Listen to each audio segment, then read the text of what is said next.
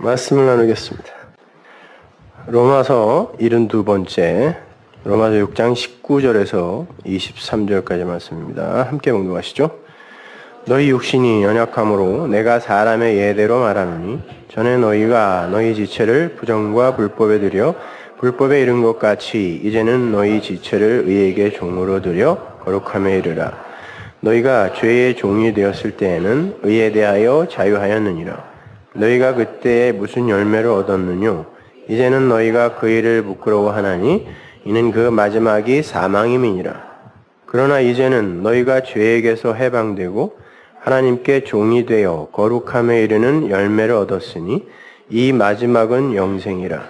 죄의 삭은 사망이요 하나님의 은사는 그리스도 예수 우리 주 안에 있는 영생이니라. 아멘. 자, 쇼생크 탈출이라는 영화가 있죠. 팀 라빈스와 모건 프리만이 열연을 했던 그런 영화입니다. 팀 라빈스가 앤디라는 인물로 나왔고 모건 프리만이 레드라는 인물로 나왔었죠. 그 앤디는 자기 아내와 아내의 정부를 살해했다는 누명을 쓰고 흉악범들만 가둬놓는 쇼생크 감옥에 갇히게 됩니다. 그런데 그 감옥에서 자신의 누명을 벗겨줄 수 있는 증인을 만나는데 교도소장이 자기의 비리를 감추기 위해서 그 증인을 죽여버려요. 그래서 앤디는 꼼짝없이 살인자의 누명을 쓰고 그 감옥에서 장기 복역수로 살게 됩니다. 그런데 앤디가 억울하지 않냐라고 묻는 레드에게, 모건 프리만에게 의외의 대답을 해요. 거의 내가 죽인 거나 마찬가지예요. 내 성격 때문에. 이렇게 이야기를 합니다. 처음에는 억울해 미치겠다고 그러더니 그 감옥에서 자기를 자꾸 돌아다 보니까 내가 방아쇠는 당기지 않았지만 평소에 나의 언사나 행동이 내 아내를 방아쇠를 당겨 죽인 것만큼 나쁜 짓을 내가 했다라는 것을 그가 알아요. 앤디라는 사람이. 그게 바로 인간들에게 허락된 세상이라는 감옥의 역할이에요. 자기가 누구인지를 알게 해주는 거란 말입니다. 근데 성도만 그걸 감지해요. 레드가 이런 말 하죠. 처음에는 저 교도소의 벽을 보면서 저 벽을 원망해. 그러나 시간이 가면 저 벽에 기대게 되고 조금 더 시간이 가면 그 벽을 의지하게 되고 조금 더 시간이 가면 그 벽이 되어버린다는 거예요. 모든 그 안에 있는 사람들이 다 그렇게 되더라는 거야. 40년을 있어 보니까 그게 공식이더라는 것입니다. 하나님은 그 속에서 내가 누구인지를 알고 빠져나오라고 세상을 주셨는데 아담들은 그 세상에 익숙한, 아니 그 세상의 일부가 되어서 그게 전부인 양 그냥 살다가 결국 그 세상이라는 감옥에서 죽더라는 거예요. 그 앤디처럼 내가 누구인지를 알고 거기서 빠져나와야 돼요. 쇼생크 탈출을 해야 되는데 안 나오는 거예요, 거기서. 나중에 레드가 40년간의 감옥 생활을 마치고 추록을 하는데 이 자유의 세상에 나와서 여기에 동화되지를 못해요. 그래서 결국은 자살을 시도합니다. 못 살겠다는 거예요. 감옥이 훨씬 낫더라는 거예요. 익숙하지가 않으니까. 그러나 감옥에서 자신의 처절한 실존을 확실하게 깨닫고 그 감옥에서 탈출한 앤디에 의해서 참 자유가 무엇인지를 알게 되는 그런 영화예요. 교도소에서 밖으로 나가는 땅굴이 뚫렸는데 안 나가는 사람들이 있더라니까요. 아, 여기가 괜찮아. 나가면 난 적응 못할 것 같아. 이렇게. 마찬가지예요. 진리의 복음을 듣고 자유로 나가라니까 여전히 율법을 붙들고 못 나가는 사람들이 태반이라니까요. 그리고는 불안해하는 거예요. 갈팡질팡. 어찌할 줄을 모르고 말이죠. 하나님은 진리의 복음을 주시면서 자유의 나라로, 내 아들의 나라로 탈출하라 하시는데 진리의 말씀을 받아 듣고도 그 자유가 익숙하지 않아서 여전히 율법의 나라 종으로 살고 있는 게 성도라는 사람들의 현실이에요. 새 신랑을 주시면서 그 새 신랑 곁에 서서 영원한 안식으로, 영원으로 안식을 누리라고 했더니 이미 죽어서 시체가 되어버린 율법의 신랑 곁에서 한 발짝도 벗어나지 못하더라는 거예요. 하나님은 그 신랑 죽여버렸는데 이 땅에 태어나는 모든 인간들은 하나님께서 그들에게 허락하신 인생을 통해서 반드시 누군가와 혼인을 하여 이 세상을 떠나게 되어 있어요. 뭐 독신주의자들 뭐라 그러는 게 아니라 그런 결혼 말하는 거 아니에요. 반드시 모든 인간은 혼인을 하게 되어 있어요. 그건 하나님이 천지를 지으시고 사람을 창조하시면서 정하신 원칙이었어요. 존재는 절대 독초해서는 안 된다. 그게 악하다라고 했단 말이에요. 악이란 말을 처음 쓰신단 말이에요. 존재는 독초하면 안 돼. 반드시 짝이 있어야 돼요. 그래서 이 땅의 모든 만물이 다 짝을 가지고 있는 모습으로 모형으로 주어지는 거예요. 밤이 있으면 낮이 있고 해가 있으면 달이 있고 실체와 그림자, 하늘과 땅, 바다와 물과 불, 여자와 남자, 새와 물고기, 신랑, 신부 이렇게 짝이 전부 있단 말이에요. 하나님께서 그렇게 독초하는 것들이 악하다라고 원칙을 정한 건 홀로 독초하고 계신 당신의 그 신부로 반드시 교회를 세우고야 말겠다라는 언약의 선언이었단 말이야, 그건요. 그것 자체가 악한 것이 아니라 나는 반드시 하나님을 악할 수가 없으므로 나는 반드시 내 신부들을 내 옆에 세우고야 말 거라는 언약의 선언이었단 말이에요. 그리고 그들을 당신과 연합시켜서 영원으로 사는 존재로 만드는 거, 이게 하나님의 위대한 작정이었어요. 그런데 미리 언급했던 것처럼 사람이 택할 수 있는 신랑이 그리스도로 오신 하나님 말고 하나가 더 있어요. 그게 바로 나라는 신랑이에요. 그 나는 호코스모스, 세상이라고 불러도 상관없어요. 그 나라는 신랑은 율법이라는 것을 통하여 구축이 돼요. 하나하나 구축이 돼요. 그래서 그 나라는 신랑은 그 호코스모스 전체를 가리키는 거예요. 그걸 세상을 사랑한다라고도 이야기하는 거란 말입니다. 그 신랑, 그 세상을 사랑하면 반드시 나를 낳게 돼 있어요. 나를 증명하고 나의 가치를 위해 살게 되어 있다라는 이야기예요. 그 호코스모스의 세상에만 묶이면 그 호코스모스의 세상에서 완전한 현실, 진짜 현실로 받아들여지는 게 뭐야? 나잖아요, 나. 이것만큼 확실한 현실이 어디 있어요? 그러니까 반드시 얘를 낳게 된다니까요. 거기에만 묶여버리면. 그렇게 우리는 나라는 신랑과 그리스도 예수라는 신랑 중 하나를 택하여 우리에게 허락된 숨이 끝날 때 완전한 혼인을 하게 돼요. 둘 중에 하나와. 모든 인간은 이 둘 중에 하나와 혼인을 하게 돼요.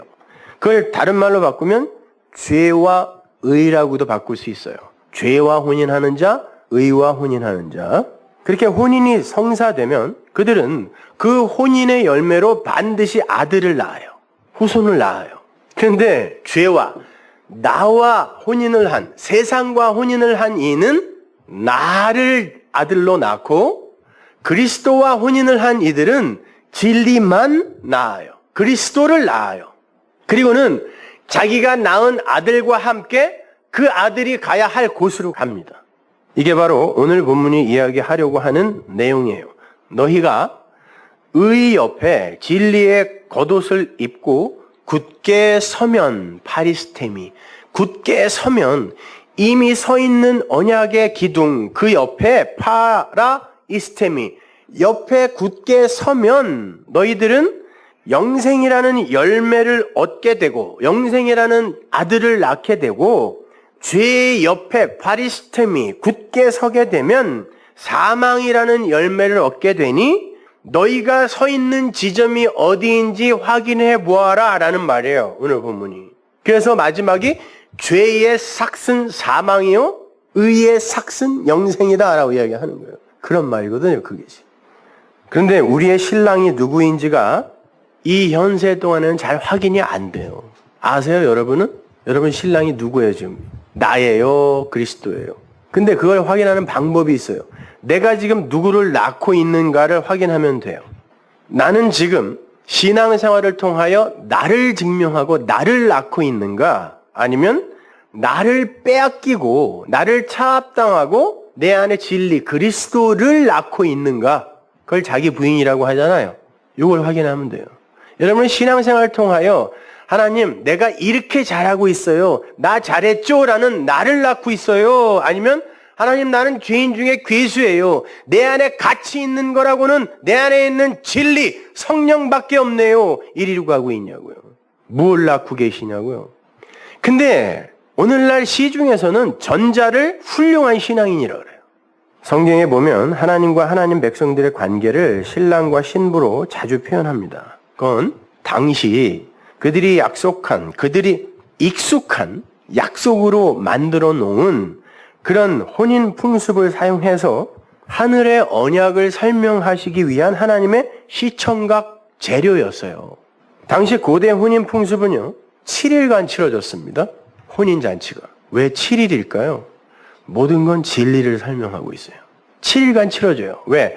신랑이 언제 올지 몰라. 신랑이 떠났다고 하는 소식이 들려와도 당시에는 뭐 전철이 시간마다 있는 것도 아니고 사고도 잦고 그래서 언제 신랑이 도착할지는 몰라요. 그래서 7일간 잔치를 벌려요. 그 날 중에 아무 때나 신랑이 오면 되는 거예요. 신랑이 부모를 떠나서 홀로 신부의 집으로 가요. 장인과 장모가 있는 집으로 가는 거예요. 그걸 장가 간다라고 하는 거예요. 장가가 먼저예요. 아셨습니까? 하나님께서 내가 이스라엘에게 장가 간다라고 한 건 내가 먼저 너희들에게 찾아가겠다는 뜻이에요. 장가를 먼저 가야 돼요. 신랑이. 그리고 신부는 그 신랑이 언제 올지 모르니까 목을 길게 뻗고 기다리고 있어야 돼요. 7일 동안. 근데 들러리들과 함께 기다리죠. 열천의 이야기가 바로 그 이야기예요. 근데 신랑이 어떻게 자기 신부를 찾아요? 내가 미리 보낸 빙패물, 믿음을 그가 갖고 있어야 돼요. 그걸 갖고 있는 자가 신부예요. 그래서 딱 찾아요. 그래서 집으로 데리고 들어갑니다. 어느 집이에요? 장가예요. 장인 장모의 집으로 데리고 들어가는 거예요. 그리고 밤에 혼인 예식을 치러요. 밤 같은 세상에 신랑이 와서 그 신부의 집에서 같이 산다니까요. 먼저. 그리고 바로 자기 집으로 가는 게 아니라 첫 아이를 낳을 때까지 그 집에서 살아야 돼요. 똑같은 거예요. 하나님이 오셔서 우리와 혼인을 하세요. 그리고는 우리가 그 예수라는 그리스도라는 아들을 낳을 때까지 여기서 사세요. 우리가 이 땅에 존재하는 기간이에요, 그게. 그리고 첫 아이를 낳으면 신부를 데리고 이제 자기 집으로 가는 거예요. 시아버지, 시어머니가 계신 시집으로 가는 거예요. 그래서 장가를 하나님이 오시면 우리가 그 신랑과 함께 열매를 열심히 맺어 그리스도라는 아들을 낳아 시집을 가면 그때 혼인잔치가 완료되는 거예요. 그게 우리의 구원의 서정이에요. 굳이 이야기하자면. 신랑이라는 말이요. 여러분, 새 신자에다가 랑자가 나라 이름 랑자예요. 원래의 뜻이에요. 그래서 낭랑 하면 나라 이름이에요, 그게. 그럼 보세요. 신랑이 뭐예요? 새 나라를 받는 거예요, 내가. 새 신랑을 맞이하게 되면은 원래 뜻이 그렇단 말이에요. 새 나라가 되는 거예요. 내가 새 나라를 받는 거라니까요. 원래가 혼인이라는 것이. 그러니까 그걸 갖다가 하나님이 그대로 시청각 재료로 써서 언약을 우리에게 설명해 준 거예요. 그들이 고대 사람들이 익숙한 그러한 재료를 써서요. 그렇게 하나님께서 밤 같은 세상에 살고 있는 당신 신부를 찾아 장가 가시면 신부는 그 진리의 말씀으로 오신 신랑과 함께 열심히 열매를 생산하게 돼요. 둘이 함께 낳을 아들을 준비하는 거예요. 그렇게 자기가 맞아들인 신랑과 함께 열심히 아들을 준비하다가 마침내 아들을 낳게 되면 그 아들을 낳은 여자는 삭제되고 그 아들이 되어 아버지의 나라로 가는 거예요. 그런데 그 신랑이 그리스도가 아닌, 진리가 아닌 법으로 나에게 인식이 되잖아요. 그러면 우리는 그 가짜 남편과 함께 열심히 나라는 아들을 낳게 되어 있어요. 그걸 잘 지키고 나를 개발하고 성숙시켜서 근사한 나를 낳게 되어 있다니까요. 그걸 법으로 인식하게 되면 그 신랑을, 그리고 그 낳은 나라는 아들과 함께 영원한 흙의 세계로 돌아가는 거예요. 그걸 지옥이라고 그래요. 흙에서 온 건 그냥 흙으로 가. 근데 문제는 선악과를 입에 문 아담들의 한계는 진리로 오시는 그리스도라는 신랑을 하나같이 알아보지 못한다는 거예요. 아무도 못 알아봐요. 그래서 모든 인간은, 모든 아담들은 그 신랑을 다 법으로 인식하게 되었어요. 처음에는. 그리고는 그 신랑을 통하여 나를 낳는 것에 몰두하게 되는 거예요. 우리가 처음 신앙생활을 한다고 할 때의 우리의 모습을 생각해 보세요. 내 몸이라도 불살라서 하나님께 드리고 싶지 않았습니까? 하나님 나라는 그거 아니라니까요. 하나님이 우리를 섬기는 나라지. 그래서 여기 집 팔아, 논 팔아, 헌금해갖고 패가망신한 사람들 있잖아요. 잘하는 건 줄 알고 그게. 그런데 하나님께서 당신의 신부들이 당신을 그렇게 오해하도록 놔두지 않으세요. 그래서 그들이 오해하고 있는 껍데기의 신랑, 율법의 신랑, 그 신랑을 어떻게 해야 돼요? 죽여야 돼요. 그게 예수의 십자가란 말이에요. 무엇과 함께 죽여요? 그들이 진리인 신랑을 껍데기로, 법으로 오해한 그 오해와 함께 죽이는 거예요. 그걸 오해를 뭐라고? 그걸 죄라 그래요. 그래서 우리의 죄가 거기서 죽었다고 하는 거예요. 누구와? 껍데기 신랑과 함께. 오해되어진 그리스도와 함께 죽는 거예요. 그게 언약이라니까요. 그래야 그 껍데기가 죽어야 진리이신 진짜 신랑이 새 남편으로 나에게 주어지게 돼요. 그리고 그 새 남편과 함께 그리스도라는 아들을 낳게 되는 거예요. 성경은 그렇게 율법의 신랑과 함께 나를 낳는 모든 행위와 사유를 죄라 그래요. 그런데 그 율법의 남편과 함께 보내던 시간을 성경이요 부정하지 않아요. 그냥 가치 있다 그래요. 그거 가치 있다 그래요. 오늘 본문을 좀 더 구체적인 예를 들어 설명한 곳이 바로 다음 장인 로마서 7장이에요. 제가 왜 로마서 6장을 자꾸 신부와 신랑의 이야기로, 옷의 이야기로, 예복의 이야기로 설명을 해드리냐면 바울이 그렇게 끌고 가기 때문이에요. 7장에서 이 이야기를 신랑과 신부의 이야기로 예를 들어 맞춰버린단 말이에요. 7장으로 가보세요. 1절 형제들아 내가 법 아는 자들에게 말하노니 너희는 율법이 사람의 살 동안만 그를 주관하는 줄 알지 못하느냐?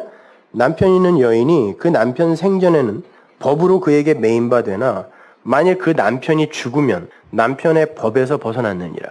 그러므로 만일 그 남편 생전에 다른 남자에게 가면 음부라 이르되 남편이 죽으면 그 법에서 자유케 되나니 다른 남자에게 갈지라도 음부가 되지 아니하느니라. 그러므로 내 형제들아 너희도 그리스도의 몸으로 말미암아 율법에 대하여 죽임을 당하였으니 이는 다른 이 곧 죽은 자 가운데서 살아나신 이에게 가서 우리로 하나님을 위하여 열매를 맺히게 하려 함이니라. 우리가 육신에 있을 때에는 율법으로 말미암는 죄의 정욕이 우리 지체 중에 역사하여 우리로 사망을 위하여 열매를 맺게 하였더니 이제는 우리가 얽매였던 것에 대하여 죽었으므로 율법에서 벗어났으니 이러므로 우리가 영의 새로운 것으로 섬길 것이요. 섬기다는 뭐예요? 흘려주다라고 그랬어요. 사랑을 흘려주는 걸 섬김이라고 그랬죠. 진리의 말씀을 흘려주는 거. 섬길 것이요. 영의 새로운 것으로 섬길 것이요. 의문의 묵은 것으로 아니할지니라. 그런즉 우리가 무슨 말 하리요? 율법이 죄냐? 그럴 수 없느니라. 율법으로 말미암지 않고는 내가 죄를 알지 못하였으니 곧 율법이 탐내지 말라 아니하였다면 내가 탐심을 알지 못하였으리라. 바울이 율법은 사람이 살아있는 동안에만 그 사람을 주관한다라는 말을 한 뒤에 그러면은 그 사람이 죽는 이야기가 나와야 되잖아요. 그런데 남편의 죽음을 이야기한단 말이에요. 거기다가 그 말은 무슨 말이겠어요? 네가 죽는 건 바로 네가 오해하고 있는 그 남편이 죽으면 네가 죽는 거야 라고 연결시키는 거예요. 너는 죽어야 돼. 왜? 그 법에 대해서 자유로워질 거니까. 근데 네가 죽으면 말짱 도루묵이잖아. 이 얘를 살려야 되는데. 그래서 남편을 죽여서 얘를 죽이는 거예요. 얘의 죄를 죽이는 거란 말입니다. 그게 하나님의 은혜란 말이에요. 그것이 죽어야 할 남편이 죽게 되면 법에 대해 시퍼렇게 살아있는 나가 함께 죽게 된다는 걸 말하는 거예요. 남편이 살아있을 때 다른 남자에게 가면 음부라 그래요.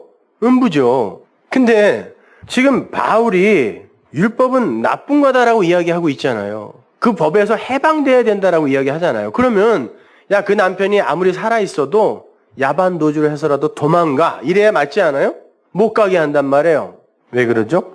그 말은 그 남편을 옹호하는 말이 아니라 언약 성취의 그 주도권에 관한 이야기를 하는 거예요. 누구도 그 남편이 살아있는 동안에 그 남편을 벗어나서 진리로 그리스도에게로 갈 수 있는 능력이 있는 자는 아무도 없다를 이야기하는 거예요.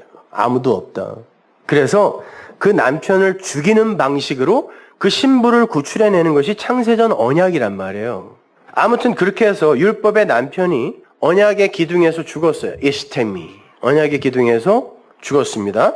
그러면 이제 그 남편 잃은 여자는 새 남편을 맞아도 아무 문제가 없죠.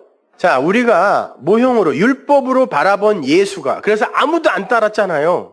에? 오해했으니까 아무도 안 따랐단 말이에요. 그 예수가 죽었어요. 언약의 기둥에서. 그럼 이제 새 남편이 와야죠. 누가 옵니까? 진리의 성령이 오신단 말이에요. 그게 새 남편이란 말이에요. 그걸 그리스도의 영, 그리스도라는 말씀이라고 이야기한단 말이에요. 성경이. 그래서 예수는 반드시 죽어야 된다니까요. 4절을 보면 그 새 남편에 대해서 구체적으로 언급이 되어 있어요. 죽은 자 가운데서 다시 살아나신 자. 자, 죽은 자 가운데서 다시 살아나신 자가 누구예요? 예수 아니에요. 그렇게 말씀하시면 안 돼요. 그 다음부터는 예수라는 이름 안 나옵니다. 그리스도 예수라고 나와요. 그 다음부터는 다. 그건 히브리서에서 이삭을 설명하는 어구이기도 했어요. 그러니까 이삭이 바로 그 죽은 예수, 그리스도로 살아나는 그분, 진리, 그걸 모형하고 있었다는 것이 이제 여기서 밝혀지는 거죠. 자, 그렇게 그 남편과 이제 많은 열매를 맺게 되는 게 성도인데 그 전체 내용이 복음이다라는 그런 말이에요. 그 열매는 무슨 열매? 착한 선행의 열매? 성경에서는 열매 그러면 생명의 열매밖에 없어요. 생명나무 실과. 그러면서 우리가 육신에 있을 때는 법과 함께 사망에 이르는 많은 열매를 맺었다 그러죠. 법과 함께 열매를 많이 맺을 수 있어요. 그럼 법과 함께 열매를 많이 맺는 게 뭐겠어요? 열심히 율법 지키는 거지 뭐예요. 근데 사람들은 그거를 갖다가 옳다라고 한다니까요. 근데 바울은 사망에 이르는 열매라고 그래요. 그거를 법과 함께 맺는 열매를. 우리가 법에 묶여 있을 때도 열매는 맺힌다는 거예요. 그러나 하나님이 인정하지 않는 씨가 없는 진리의 말씀이 없는 무화과 같은 열매. 그래서 무화과 나무는 수정이 안 돼요. 무화과 나무는 암술이 없어요. 수술밖에 없다니까요. 그 사각사각 씹히는 씨. 그러니까 항상 꺾꽂이로 번식을 할 수밖에 없는 나무란 말이에요. 그러니까 그런 거를 딱딱 갖다가 쓰는 걸 보세요, 성경이. 그러니까 우리 보고 너희들 의문에 묵은 것으로 사망에 이르는 그런 열매 맺지 말고 영의 새로운 것으로 섬겨 그래요. 섬기는 건 말씀을 전해주라는 이야기예요. 그래서 그들을 자유롭게 살려내라는 거예요. 그게 생명을 전해주는 거잖아요. 그게 열매 맺는 거라니까요.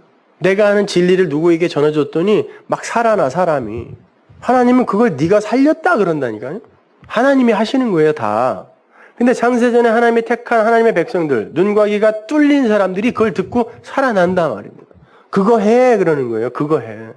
율법의 남편이 죽으면서 나라는 육도 죽는 거예요. 이게 로마서 7장 1절의 논리예요. 그러면 나라는 존재가 율법의 남편이 죽으면서 삭제됐으면 얘가 무슨 열매를 맺을 수 있냐고. 없는데. 죽었는데. 에녹처럼 사라졌는데. 근데 그것들만 자랑한다니까요.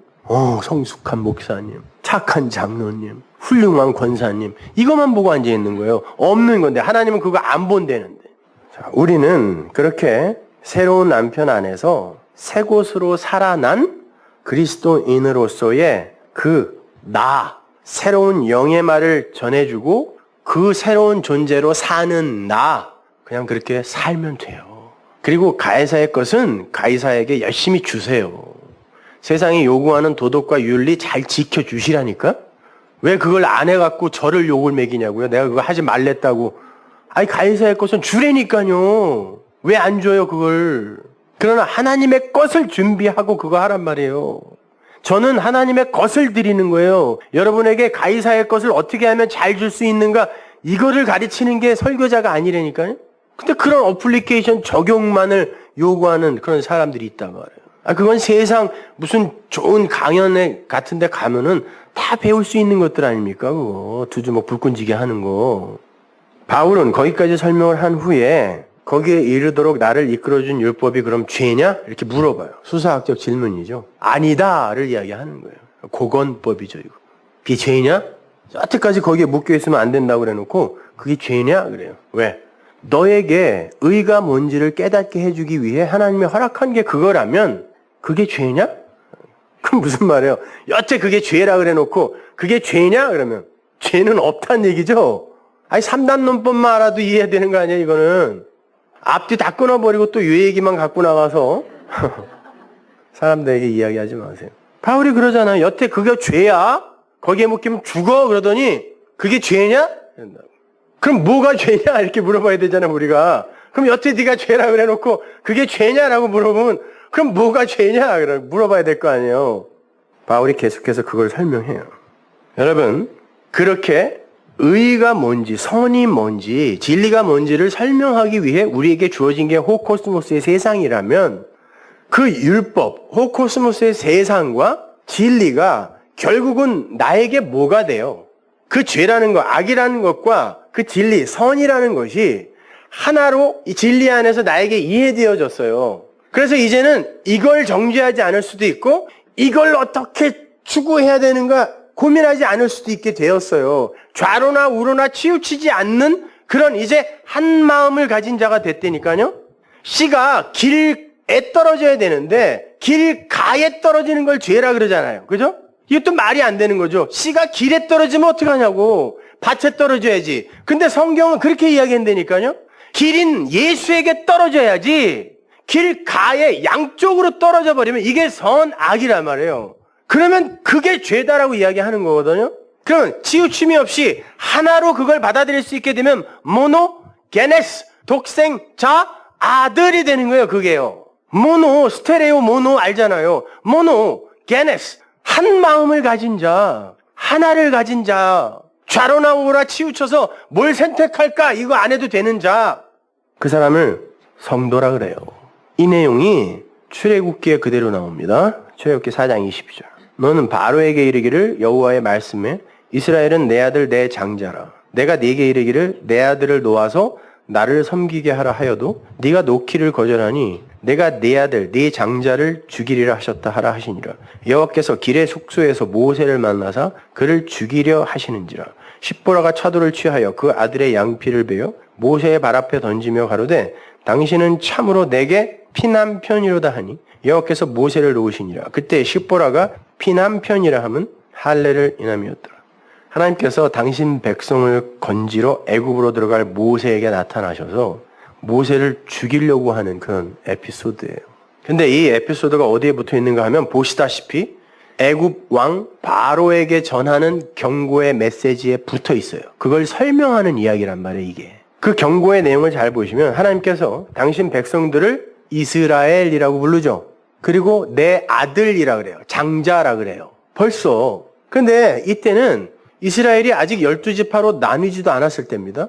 12지파가 되어 한 국가를 형성했을 때 그걸 이스라엘이라는 나라라 불러요. 근데 아직 애굽에 있는 이 중다한 잡족, 여기에 있는 이스라엘이 누구냔 말이에요, 여러분. 생각해 보세요. 아직 애굽을 나가지도 않았는데 무슨 이스라엘이 있냐고, 거기에. 가나안 땅에 들어가서 이스라엘이라는 나라가 된다니까요. 그럼 이 이스라엘은 뭐냐고요? 야곱의 다른 이름이에요, 이게. 야곱이 뭐예요? 애굽, 야곱. 자기라는 존재 안에 묶여서 자기만을 위해 열심히 권모술수 임기응변 사용하여 나를 구축하는 존재. 그게 잘못된 말을 가진 자. 그래서 강도, 절도, 발목을 잡는 자. 야곱이에요. 실족해 하는 자. 왜? 잘못된 진리, 잘못된 말을 가진 자의 모형이잖아요. 그래서 그 이름을 써서 예수님이 옛성전을 가리켜 절도며 강도라고 하는 거예요. 야곱의 이름이거든요, 그것이. 근데 그 중에 하나님께서 그 야곱을 아들로 살려내야 되는데 왜? 약속의 자손이니까. 죽을 때까지 얘는 안 바뀔 것 같아. 하나님마저도 이겨먹으려고 그래요. 안 들어주면은 막 40일 금식까지 해버려. 굶어 죽을 거야 그냥. 이게 하나님께 안 지겠다는 얘기 아니야 그게. 그러면 어떻게 해야 돼? 죽여야 돼요, 얘를. 다시 살려야 된다고. 근데 얘 죽이면 안 된다 그랬어요, 아까. 그럼 누굴 죽여야 돼요? 약속의 씨가 담긴 그릇이 누구라 그랬죠? 예수라 그랬습니다. 환도뼈라는 단어의 의미가 그거예요. 남자의 씨가 담긴 그릇. 그걸 부수어 버리는 거예요. 예수가 죽는 거예요, 거기서. 예수가 죽고 하나님이 도저히 살아날 수 없는 자를 살려내어 이름을 이스라엘로 바꿔줘. 이스라엘이 뭐야? 하나님과 함께 이긴 자, 승리한 자. 혼자는 절대 못 이겨요. 그러니까 그 이스라엘이라는 이름은 하나님과도 겨루려고 한 자라는 오명이기도 하지만 그럼에도 불구하고 하나님이 함께 하셔서 살려낸 자, 이기게 한 자라는 위대한 이름이기도 한 거란 말이죠.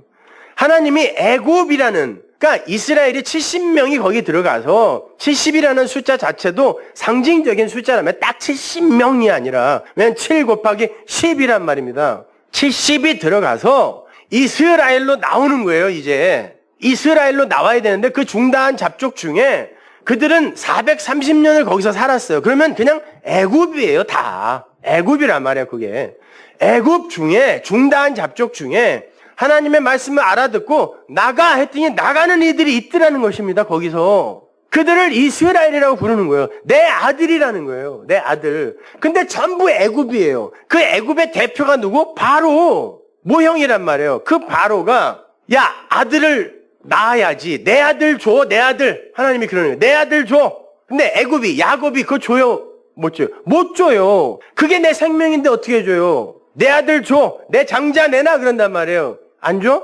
그러면 네 아들 죽일 거야 그러는 거야. 네가 낳고 있는 그 아들 죽일 거야 그런다니까요.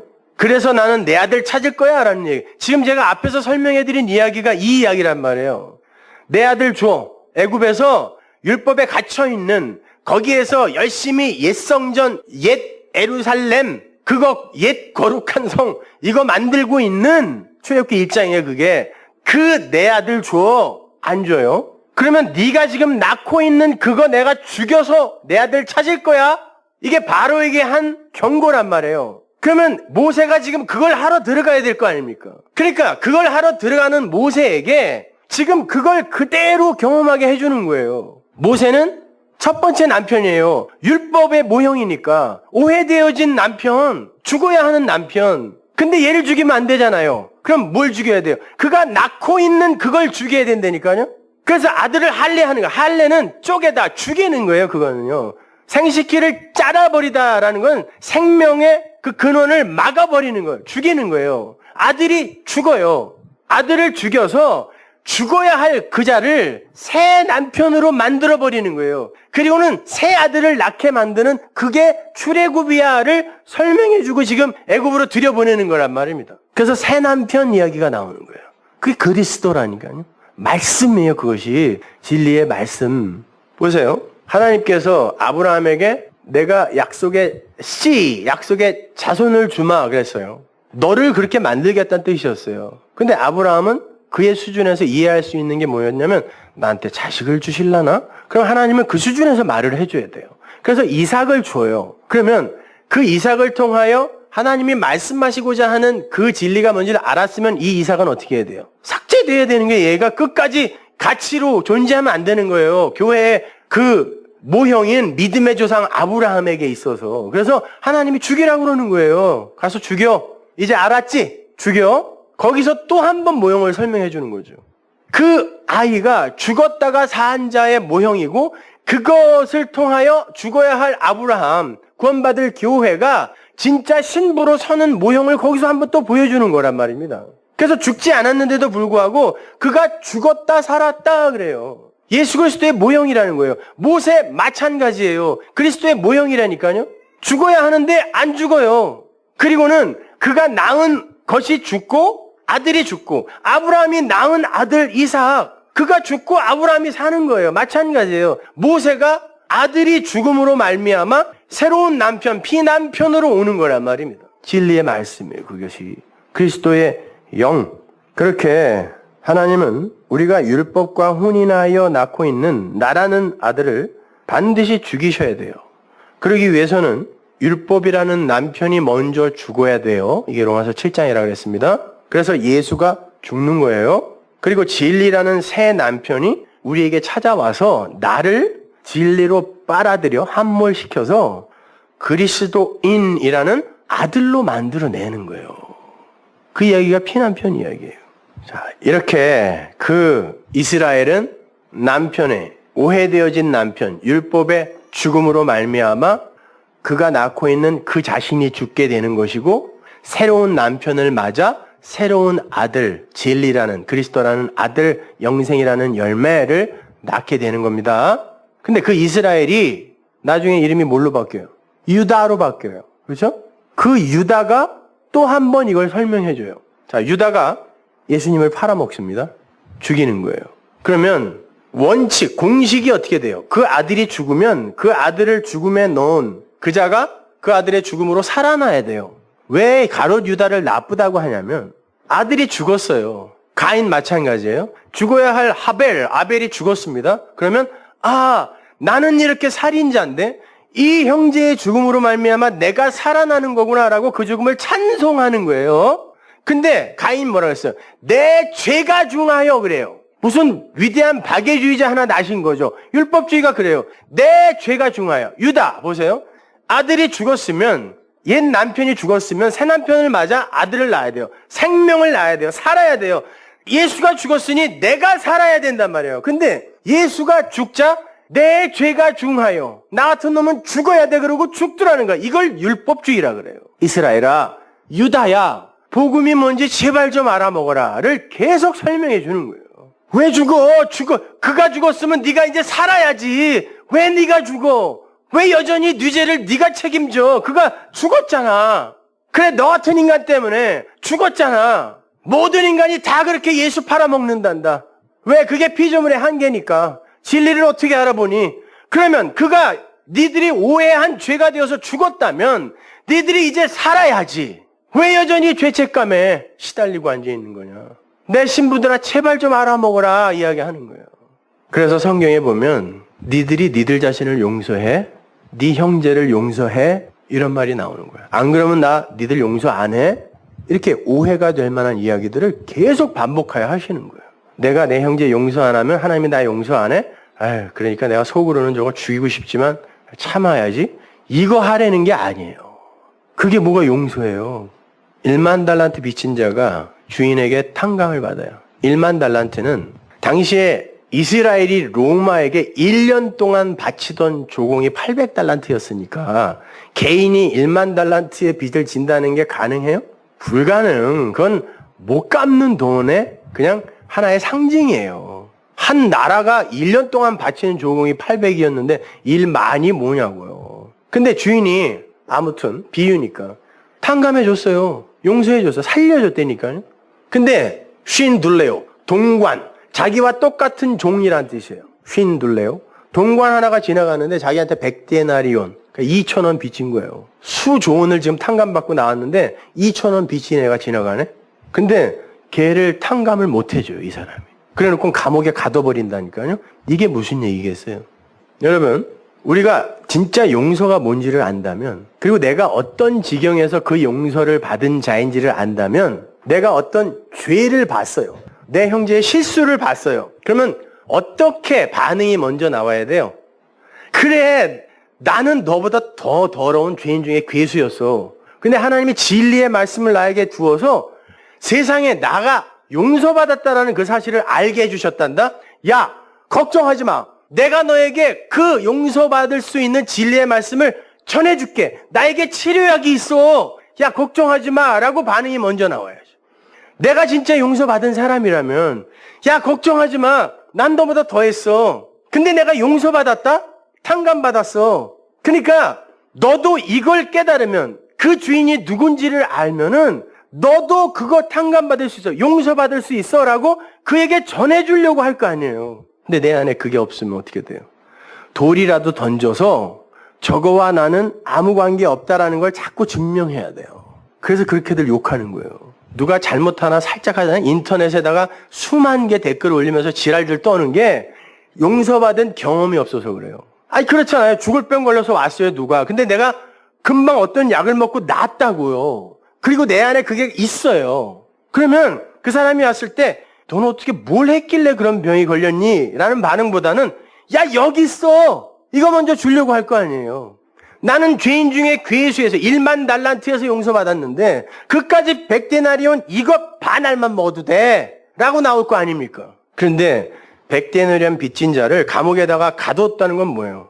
여전히 율법으로 정죄해서 그에게 죄책감을 들게 만들었다는 얘기예요. 이게 오늘날 교회가 하고 있는 일입니다. 그래서 그 죄책감 자극해서 헌금 뜯어먹으려고. 사람들은 그런 거 할 때 굉장히 자기가 뭘 하고 있다라고 생각하기 때문에 그 순간만큼 마음이 편해지거든. 협박하는 거예요. 아니에요, 여러분.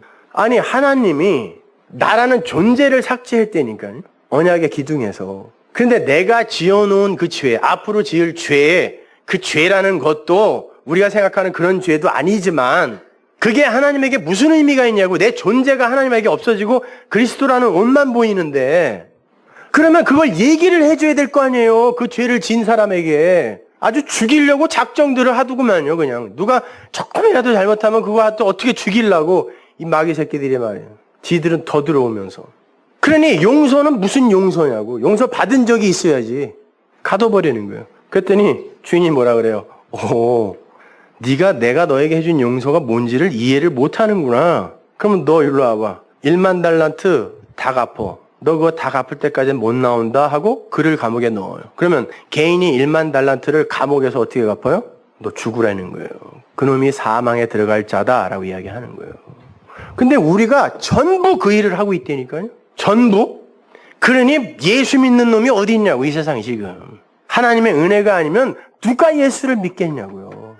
여전히 진리를 안다고 하는 우리도 그러고 있는데 그러니 답답하지 않겠습니까, 여러분? 용서가 뭔지를 알아, 은혜가 뭔지를 알아. 그러니까 돌이라도 던져서 난 너와는 달라. 이거 해야죠. 돌이라도 던져서. 그러한 자들이 바로 바리새인들이었어요. 분리주의자들. 파리사이오스가 분리하다, 쪼개다 이런 거예요. 둘로 쪼개는 자들, 바리새인들. 어떻게 이름도 지들이 진 걸 거 아니에요. 잘 졌어요. 누가복음 5장 30절 보세요. 바리새인과 저희 서기관들이 그 제자들을 비방하여 가로되 너희가 어찌하여 세리와 죄인과 함께 먹고 마시느냐? 예수께서 대답하여 가라사대 건강한 자에게는 의원이 쓸데없고 병든 자에게라야 쓸데있나니 내가 의인을 부르러 온 곳이 아니요 죄인을 불러 회개시키러 왔노라. 어떤 자가 의원을 필요로 한다 그래요? 내가 죽을 병이 걸린 자라는 걸 아는 자. 그 자가 진짜 생명을 갈구하게 되는 거예요. 나에게 의원이 필요한데 그분이 도와주지 않으면 나는 아무것도 할 수 없는데 이렇게 가는 거예요. 그런데 32절에서 주님이 이렇게 말씀하세요. 우 엘코마이 칼레오 니카이오스 알라 하르 하마르톨로스 에이스 메타노이아. 이 말은 직역을 하면 내가 의를 강권하여 의인을 데려가려고 온 게 아니다. 이 말이에요. 내가 의인을 강권하러 온 것이 아니다. 너희들 잘 배워서 의인 돼. 그러면 데리고 갈게. 이 말 이렇게 이거 하려고 온 거 아니다라는 뜻이에요. 그리고는 뭐라 그러냐면 나는 죄인을 다르게 생각하게 하기 위해 온 거야. 다르게 생각하다 다른 마음을 가지게 하다가 메타노이아예요. 그걸 회개라고 하는데 회개 그러면 우리는 그냥 반성 이렇게 이해하고 있으니까 메타노이아는 내가 어떤 것을 인식하여 생각을 하고 있고 정리를 하고 있는데 하나님이 야 그거 아니야 라고 가르쳐서 그걸 올바로 보게 해주는 걸 메타노이아라 그래요. 메타와 노이아. 그게 뭔지를 알게, 죄인이 뭔지를 알게 해주러 온 거야. 의인, 죄인 그러니까 자꾸 그럼 어디 의인이 있나? 죄인이 있나? 뭐 이렇게 아니잖아요. 여기 지금 바리새인과 세리 창녀밖에 없어요. 바리새인, 서기관, 죄인의 의인이에요. 죄인, 세리 창녀? 당연히 죄인. 그래서 성경도 죄인 그래요. 예수님도. 이놈도 죄인, 니네도 죄인. 의인 있어 없어요? 없어요. 근데 무슨 의인을 부르러 와요? 그런 말 하는 게 아니잖아요. 나는 의인을 강권하여 그 의인 된 자를 데리러 온 사람이 아니야. 왜? 의인 없잖아. 그럼 어떻게 해야 돼요? 의인이 없다는 건 그 지점에 의가 없다는 거 아니에요. 그 세상에. 의가 있으면 의인이 있겠죠, 당연히. 그 전체 중에 의인은 예수님 한 분이었어요. 근데 그 의도 감추어져 있어요. 하늘의 의를 인간들이 못 알아보니까 감추어져 있어요. 그러니까 의인은 없어. 의도 없어요. 주님이 그 안에 있는 의를 하늘의 것으로 이야기해봐야 못 알아들어요. 그러면 그 의를 어떻게 설명해야 되냐고요. 그들이 갖고 있는 건 죄밖에 없어요. 그들이 갖고 있는 건 죄밖에 없어요. 그리고 그게 가장 익숙해. 그러면 그 의를, 하늘의 의를 뭘로 설명해야 되냐고. 그 죄가 뭔지를 가르쳐서 그게 뭔지를 올바로 깨달아. 아, 이게 죄야. 이게 진짜 죄야. 그러면 그거 하지 말아야지가 의라 말이에요. 그러니까 이 말이 무슨 말이냐면 나는 의를 강권하여 의인을 만들어 놓은 게 아니라 죄인들을 다시 보게 하는 율법, 이걸 내가 없애놓은 게 아니라 그 율법이 뭔지를 다시 보게 하는 메타노이야. 이게 다시 보게 하는 일을 하여 너희가 다시는 선악과 안 따먹도록 의인 되도록 하러 온 게 나야, 이 말이란 말이에요. 죄인을 부르러 왔다라니까 뭐 그럼 다 죄인인데 그건 다 불러가겠네요? 죄와 죄인이라는 개념을 다르게 생각하게 만들어서 구원하는 거예요. 그러니까 여러분이 그 죄와 죄인이라는 걸 다르게 생각하면, 야, 저거는 어떻게 저런 죄를 졌어, 저거? 아유, 저거는 내가 저런 인간하고 같이 천국 간다면 난 거기는 안 간다. 그렇게들 많이 생각하잖아요. 상급, 차등, 상급론이 그거 아닙니까? 인간들의 행위를 차등으로 나누어서 쟤는 조금 괜찮은 사람, 얘는 조금 못한 사람, 얘는 더 더러운 사람, 아주 더러운 사람, 뭐 이렇게 나누는 거. 그거에 따라 상도 주고 벌도 준다는 게 차등, 상급론이잖아요. 아닙니다, 여러분. 여러분의 행위는 하나님에게 하나도 카운트가 안 돼요. 여러분이 그 용서를 이해하느냐, 못하느냐, 그것이 중요한 거예요. 하나님 앞에서. 그래서 말라기에 이런 말이 나오고 400년 암흑기가 이어져요. 암흑기라는 건 하나님의 말씀이 한마디도 안 떨어지는 시대. 그럼 어떻게 되겠어요? 모든 하나님의 구약이 율법으로 이제 곡해되어지는 시대가 되는 거예요. 400년 암흑, 밤이 되는 거예요. 밤. 말라기 이후로. 말라기 4장 4절 보세요. 말라기 마지막입니다. 그리고 닫히는 거예요, 구약이. 보라, 여호와의 크고 두려운 날이 이르기 전에 내가 선지 엘리야를 너희에게 보내리니 그가 아비의 마음을 자녀에게로 돌이키게 하고 자녀들의 마음을 그들의 아비에게로 돌이키게 하리라. 이게 메타노이아예요. 마음을 돌이킨다. 이게 슈브라는 단어가 마음을 돌이키게 해가지고 못된 놈을 착하게 만들고 뭐 이런 말이 아니라 그 마음을 부수고 다시 세우겠다는 뜻이거든요. 그러니까 아비의 마음. 아비의 마음이 뭐예요? 원래 하나님은 어떻게 하셔야 돼요? 거룩하신 분이니까 더러움을 죽여야 되는 거거든요. 저주하셔야 되는데 그 마음을 부수고 다시 세우겠다. 원래 하나님은 그런 분이란 말이에요. 그게 언약의 내용이란 말이에요. 그리고 아들의 마음을 부수고 다시 세우는 게 뭐예요? 내가 이런 일을 했으니까 하나님이 나 벌 주겠지? 내가 이렇게 잘했으니까 하나님이 나를 상 주겠지? 이거 부수고 다시 세우는 걸 엘리야가 한다는 뜻이에요. 근데 말라기에서 왜 엘리야가 나오냐고요? 엘리야는 세 번 옵니다. 구약의 그 엘리야, 세례 요한이라는 엘리야, 그리고 예수라는 엘리야가 오죠. 성경이 이야기하는 바예요, 그게. 예수님이 자기도 엘리야라고 그러고 세례 요한도 엘리야라 그런단 말이에요. 근데 엘리야가 뭐 하는 거예요? 부수고 다시 세우는 거. 엘리야가 엘리사에게 겉옷 넘겨주죠. 수요일날 안 온 사람들은 잘 모를 텐데. 겉옷이 뭐라 그랬어요? 진리의 말씀이에요. 예수님께서 우리 교회에게 겉옷 넘겨주고 가셨잖아요. 그래서 우리가 속옷과 함께 겉옷을 덧입어 구원받은 거예요, 우리가 이렇게. 그 율법, 호코스모스 세상을 진리로 이해하여 구원받은 거잖아요. 엘리야 마찬가지죠. 엘리사가 엘리야를 아버지라고 부르잖아요. 내 아비요, 아버지요, 이스라엘의 마병과 뭐라 그래요? 하여튼 말과 그거, 지난주에 제가 그거 이스라엘은 가지면 안 된다니까 그냥 우리 이정성 집사가. 솔로몬은 말을 이렇게 많이 가졌는데 그래서 그가 예수가 아닌 거예요. 여자 갖지 말라 했더니 마누라 1000명, 말 갖지 말라 했더니 말 12,000개, 금 많이 갖지. 이게 세 개가 이스라엘 왕의 조건이거든요. 근데 다윗, 솔로몬 성전을 짓는 완성하는 모형이지만 그들도 진짜가 아니다를 설명해 주기 위해 그들이 그 많이 갖고 있는 거예요. 이스라엘의 병거와 마병이요. 그 진리의 말씀, 그 겉옷이 그것이 하나님의 힘이라는 얘기예요. 그리고 그걸 전해준 그분이 바로 내 아비라는 거예요. 요아스가 엘리사한테 또 나의 아비여 병거여 마병이여 이야기한다니까요. 그 엘리야가 한 일이 그거란 말이에요.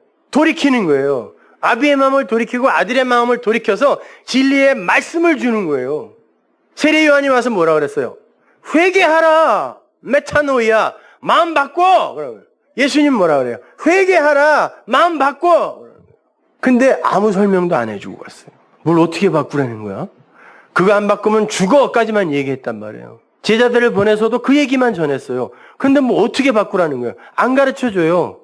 그리고 여러 가지 표적들을 복음을 담아 행하고도 가서 말하지 마 그래요. 왜? 못 알아먹으니까. 말해봐야 그 껍데기로만 이해할 거니까. 그럼 죽는 거거든요.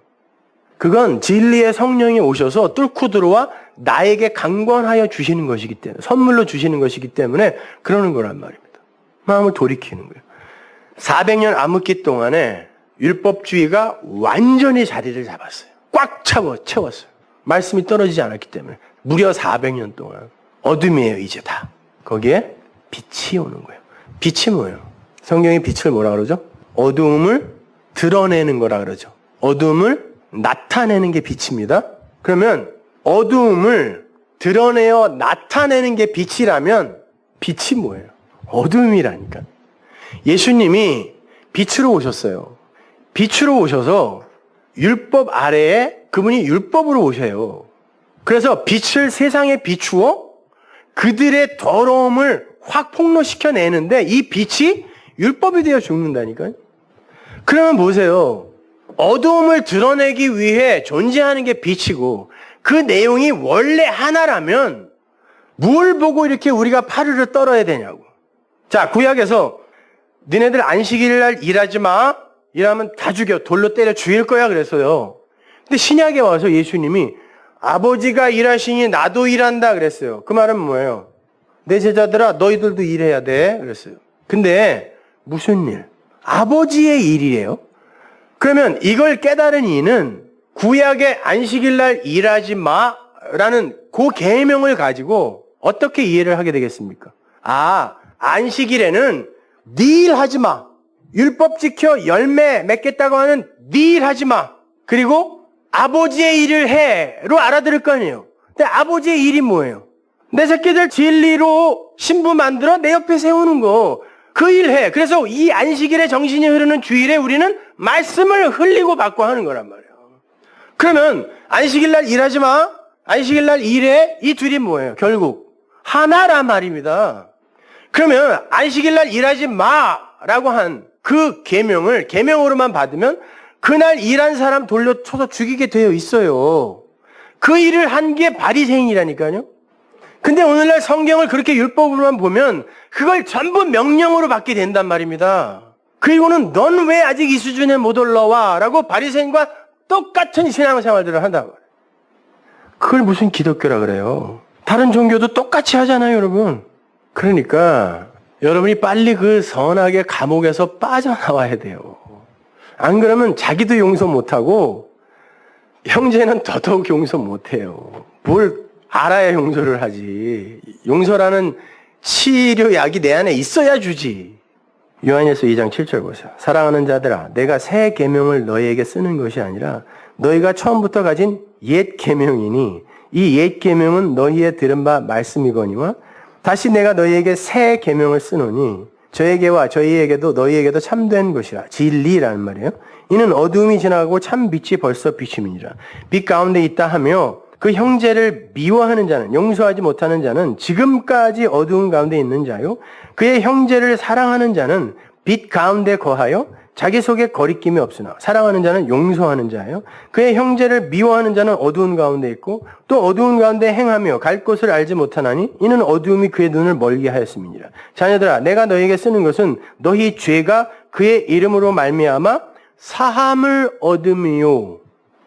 요한이 새 계명을 이야기하면서 뭐라고 그러냐면 내가 새 계명을 말하는데 새 계명이 아니라 원래 그냥 옛 계명이야. 근데 그 옛 계명이 뭔지를 깨달아 알게 하여 새 계명으로 주고 있다는 거예요. 그러면 그 율법이 진리가 이러이러한 거라서 그것은 이렇게 진리로 이해를 해야 되는데 너희가 그 율법에 묶여 여전히 너도 용서 못하고 너희 형제도 용서를 못한다면 그 말씀을 못 준다면 니들은 여전히 어두운 가운데 있는 거잖아. 그래서 마지막에 뭐라고 그래요? 니네 용서 받았잖아. 니네 용서 받았잖아. 희생제사 드려가 희생제사 드리지 마. 내가 할게. 이렇게 읽혀지더라는 거예요. 진리를 아는 사람들에게는. 좌로나 우로는 안 치우친다니까요. 그게 영원이라는 단어의 뜻이에요. 움직임이 없는 거. 요동이 없는 거. 그래서 주님이 반복하여 이스라엘에게 말씀해요. 너희는 가만히 있어 제발. 길가로 떨어지지 마. 가만히 있어. 두 다리 굳게 박아. 가만히 있어. 움직이지 마. 성선설과 성악설도 하나예요. 하나님이 우리 안에 준 그 마음, 원래 우리는 두 마음을 받잖아요. 그걸로 진짜 하나만 가진 게 뭔지를 알라고 준 거. 그래서 이게 그리로 쓰여지면 그것은 선한 거다라고 이야기하는 게 성선설이에요. 성악설은 그걸 그대로 가지고 율법으로 판단을 해버려서 악하게 사용하는 걸, 그럼 그건 악한 거야가 성악설이에요. 그 둘은 결국은 뭐예요, 그러면은? 같은 거란 말이에요. 여러분은 반드시 그 선악의 남편, 율법의 남편을 죽이셔야 돼요. 아니, 이미 죽었어요. 그걸 말씀 속에서 자꾸 깨달아 가는 거예요. 그리고 그 말씀이 내 삶 속에서 이제 삶으로 나타날 때 그 삶을, 말씀을 적용하여 자꾸 이해를 하셔야 돼요. 자기 부인이 뭐예요? 자기 부정이 뭐예요? 뭐 게시판에 많이 물어보시던데. 여러분이, 나는 왜 이렇게 부인이 안 돼? 나 이렇게 부정이 안 돼? 여전히 왜 이 모양이야? 좋은 고민이에요. 그러나 거기에서 머물러서 절망하고 낙담하면 유다 되는 거예요. 여러분은 십자가에서 이미 부정됐다니까요. 여러분이 힘써서 부정하는 게 아니에요. 그렇게 힘써서 부정하려고 하면 그 의도가 뭐겠어요? 하나님과 다른 이들에게 내가 이만큼 진보한 걸 보여주겠다라는 욕망에서 그러는 거예요. 그걸 죄라 그래요. 자기 증명의 죄. 아니, 그렇게 다 하게 되어 있어요. 또, 그럼 나 또 그렇게 하고 있는데, 그럼 어떡하라는 얘기야? 다 하고 있는데, 말씀을 잘 이해하시란 말이에요. 그래. 그러니까, 나는 이런 존재니까, 예수님이 내가 되어, 내가 낳은 율법이란 아들이 되어 죽을 수밖에 없는 거구나로 가시면 되는 거예요. 그게 자기 부인이에요. 이렇게 진리의 말씀이 던져져도, 그래도 난 여기가 익숙해. 왜? 날 때부터 그렇게 났거든요. 그러니까 나 안 나갈래요. 그냥 머리를만 알고 있을래요. 안 나갈래요. 땅굴이 뚫렸어. 앤디도 나가고, 레드도 나가고, 다 나가는데, 겁나는 거야. 나가서 어떻게, 저 자유를 어떻게 감당해? 이렇게. 그러니까 여전히 자기가 스스로 묶어버리는 거예요. 자기를. 용서하시라니까요. 나를 먼저 용서하시라고요. 나를 풀어야 하늘에서 풀려요. 그 말은 하늘에서 푼 자는 반드시 이 땅에서 자기를 풀게 되어 있단 말이에요. 그렇게 풀린 자가 형제를 풀 수 있는 말을 줄 수 있단 말이에요. 그 율법의 감옥, 율법의 쇼생크에서 탈출하십시오. 진리의 말씀 붙들고 기도하겠습니다. 하나님 감사합니다. 하나님은 그렇게 감옥의 문을 활짝 열어두셨는데 우리가 안 나가고 있었습니다. 그래서 그 문은 밖에 문고리가 없는가 봅니다. 우리가 열고 나가야 하는데 하나님, 우리는 그 문고리를 잡을 힘이 없습니다. 진리의 말씀을 더욱더 우리 안에 깊이 새겨주셔서 자신 있게 문고리를 잡고 그 문 열고 자유의 세계로, 아들의 나라로 나가게 하여 주옵소서. 예수님의 이름으로 기도합니다.